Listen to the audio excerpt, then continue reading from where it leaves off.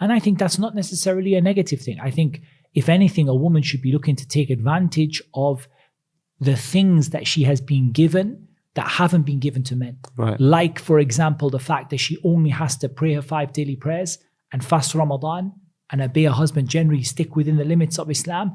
And she said, enter any of the 8 doors of Jannah you wish. As for the man, there's a door for certain things, a door for another thing. He has to bring all of those 8 huge actions of Islam.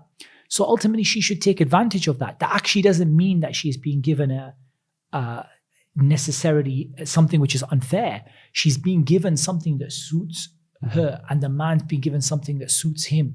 And now both of them should be taking advantage of that thing. The man should be saying, you know what it is? If my Jannah is in looking after my wife and taking care of her and spending on her and working and doing all those things, then that's what I should be seeking the reward of Allah from. Right. And if that woman says, well, if my Jannah is in now being grateful to my husband for that, like there is mentioned in the hadith, the Prophet said to one of the women to look at how you are with your husband, فَإِنَّهُ جَنَّتُكَ أَوْ نَارُكَ أو كما قال صلى الله عليه وسلم, for he's your Jannah or he's your nar. He's either your paradise or your hellfire. Then she should be looking at taking advantage of that to get near to Allah. So it's not about one wanting to have what the other one had, but it's about each one saying, okay, this is what Allah has given me to do.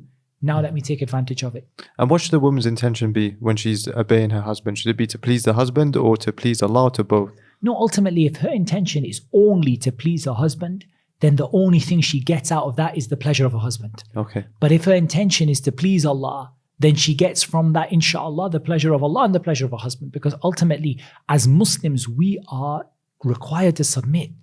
We're not required, subhanAllah, so many things happen to you and you think, this situation like this, how, like, maybe you would wish something would be different. I would wish I could have done this instead. I would wish I could have done that instead. But in Islam, you're told to submit to what it is that Allah Azza wa Jalla has given you. Don't seek what some of you have been given over others.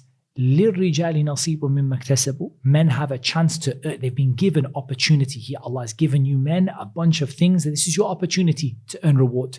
وَلِلنِّسَاءِ نَصِيبٌ مِّمَّا اكْتَسَبْنَ. And women have been given a bunch of opportunities to earn Allah's reward. وَاسْأَلُوا اللَّهَ مِنْ فَضْلِهِ. And ask Allah from His bounty. Mm-hmm.